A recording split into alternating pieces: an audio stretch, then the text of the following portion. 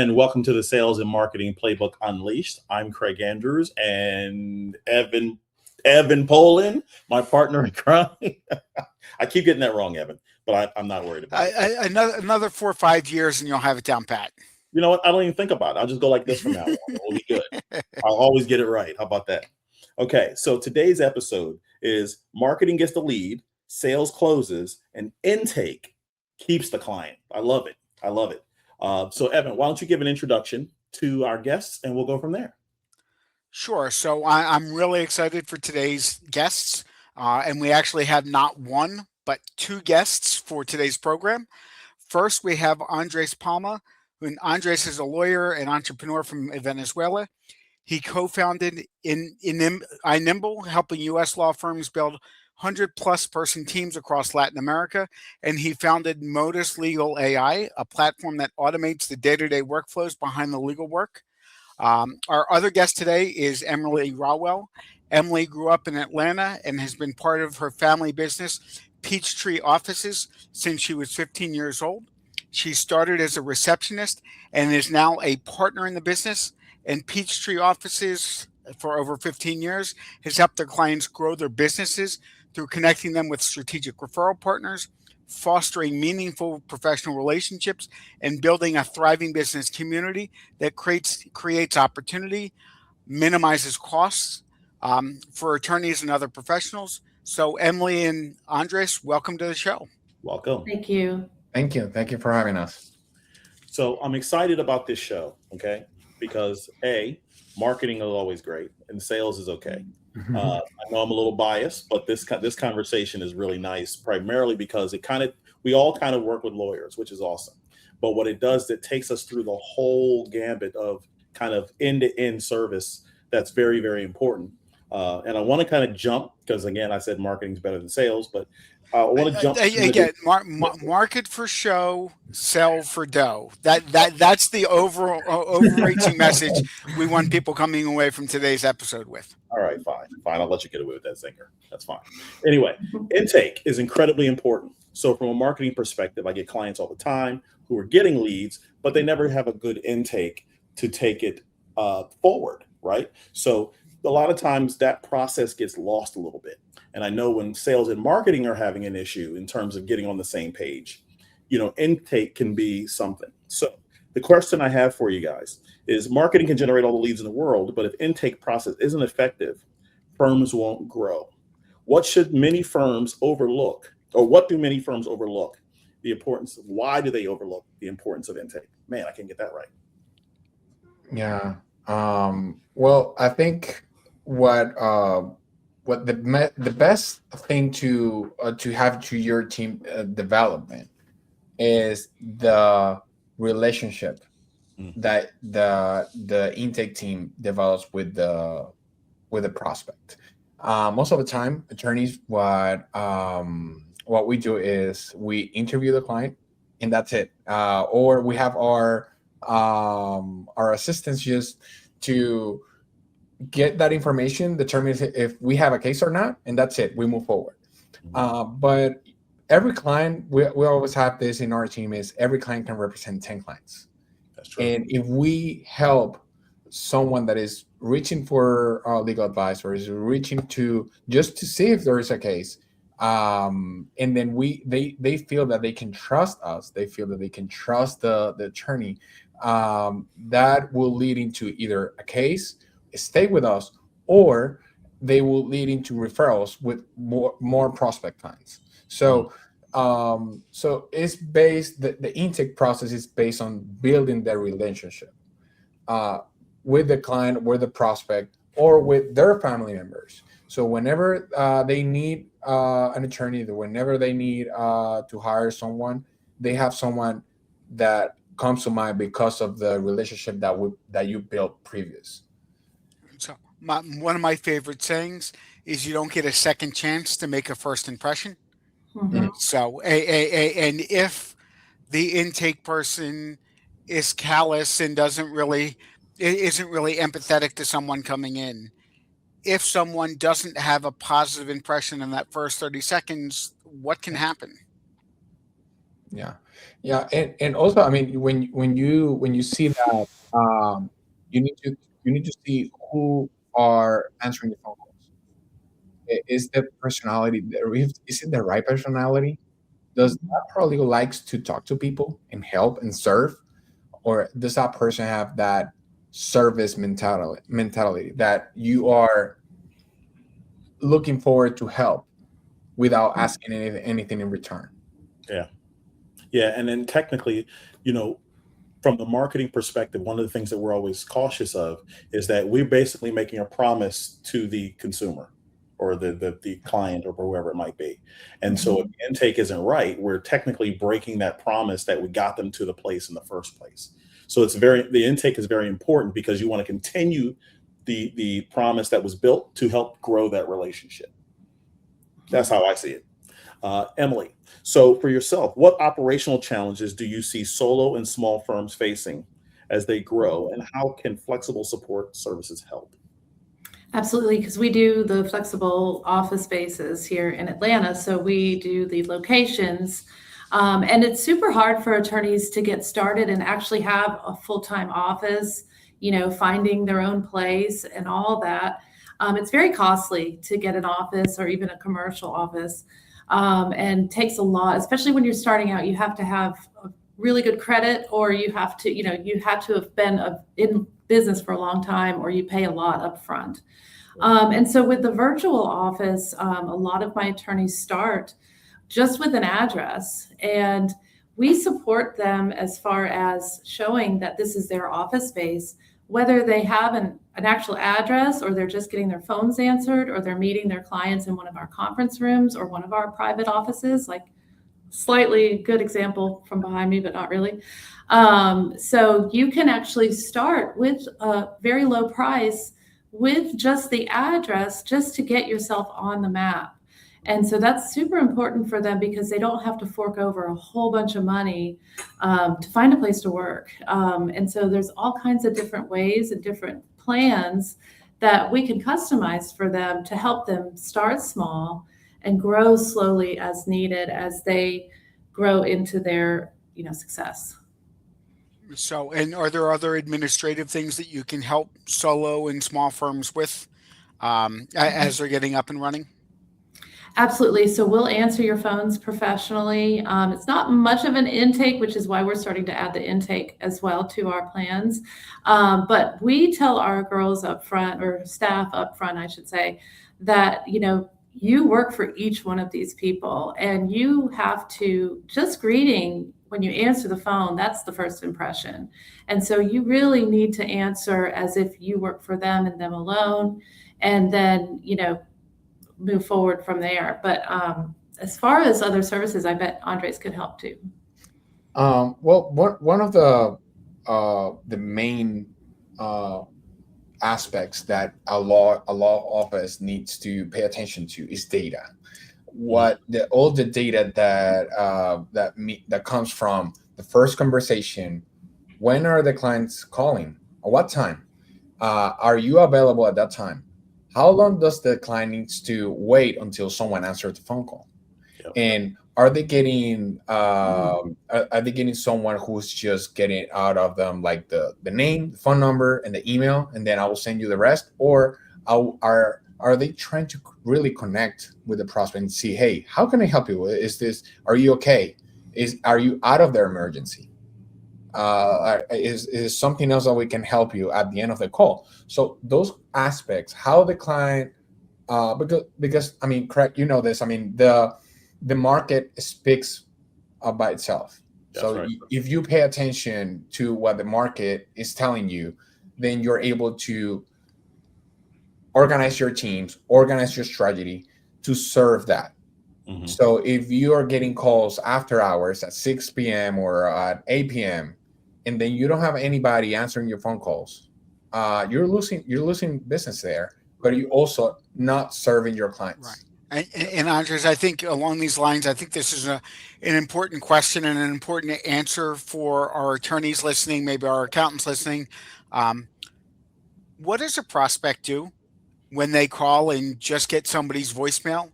or somebody answers, or they're not thrilled with the receptionist just asking for the name and the phone number, not asking any other questions, what does that prospect do after they have that experience? Hang Yeah, up. yeah, they hang up. They hang up right away.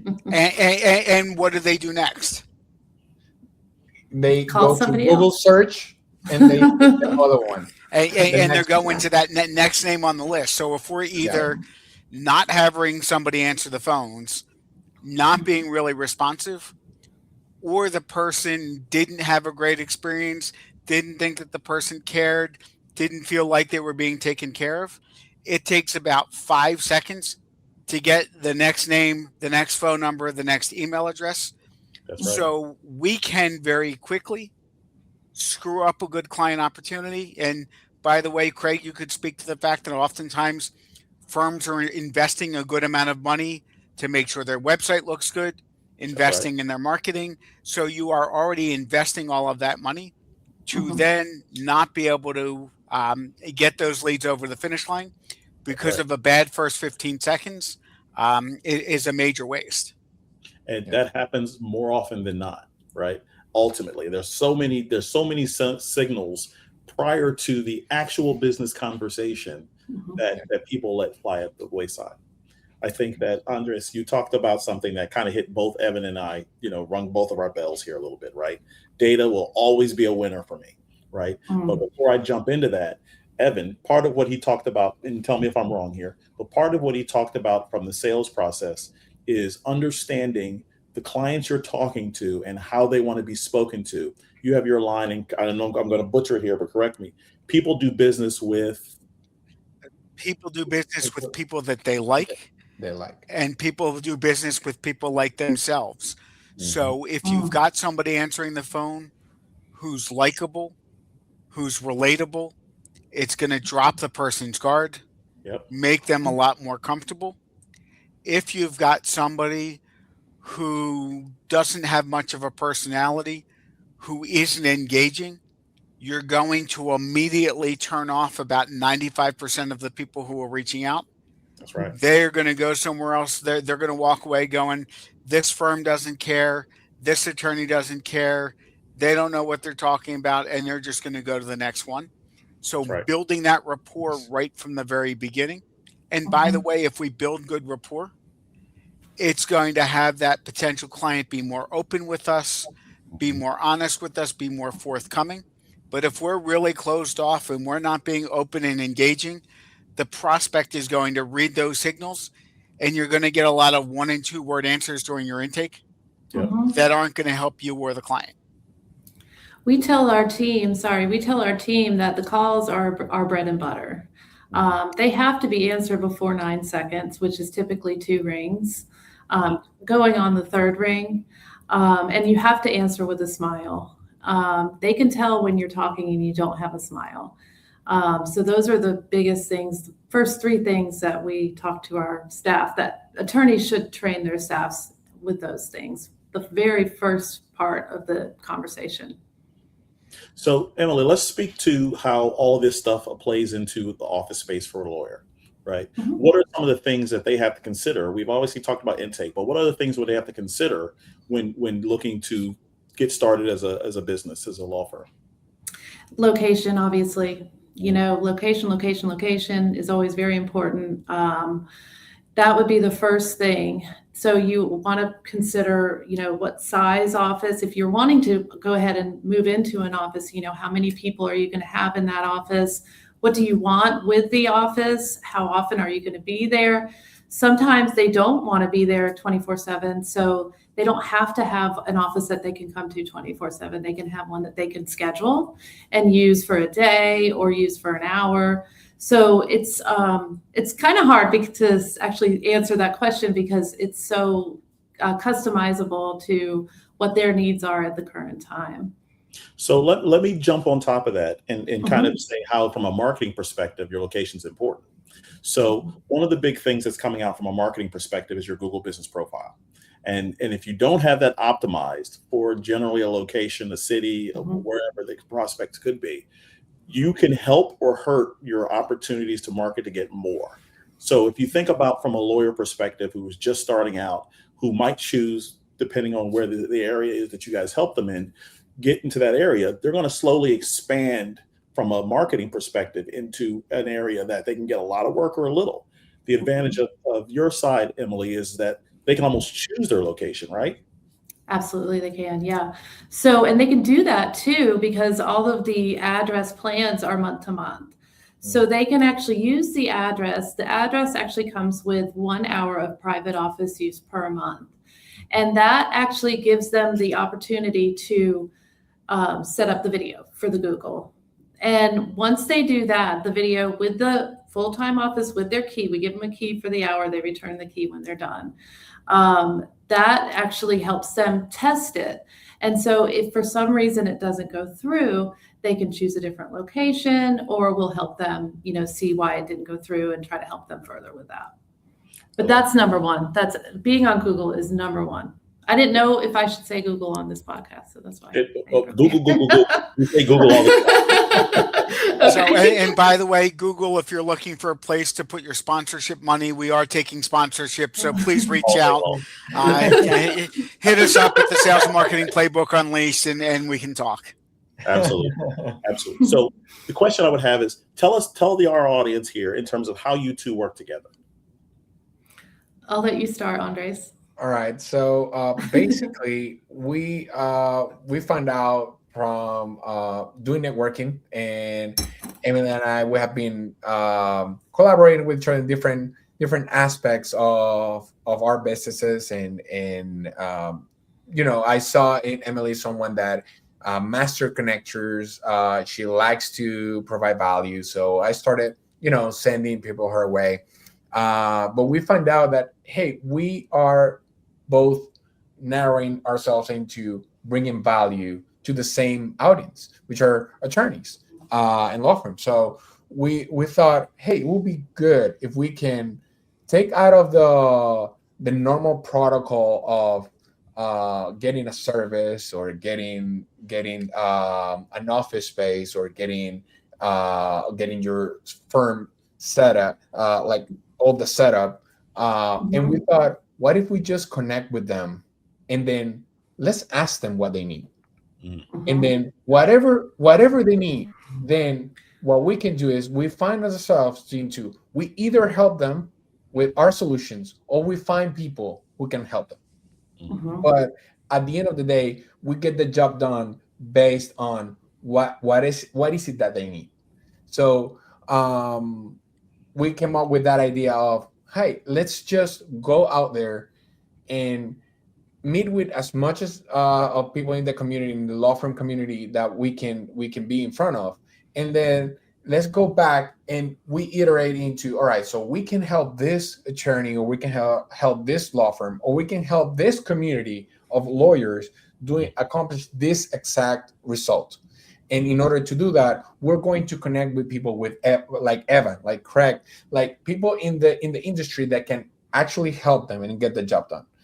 So that's how we started, and it's working well so far. That's sales 101. I mean, ask them what they want, 2 ears and one mouth. And that's kind of what we do. And I've been connecting attorneys to each other for ever and ever. And it happens naturally a lot at my centers because 80% of my clients are attorneys, but we do it on purpose because they love to hide in their offices. So we try to get them out and introduce the workers' comp to the personal injury attorney. I've got so many success stories about about attorneys growing within the spaces because of the community that we've provided here for them.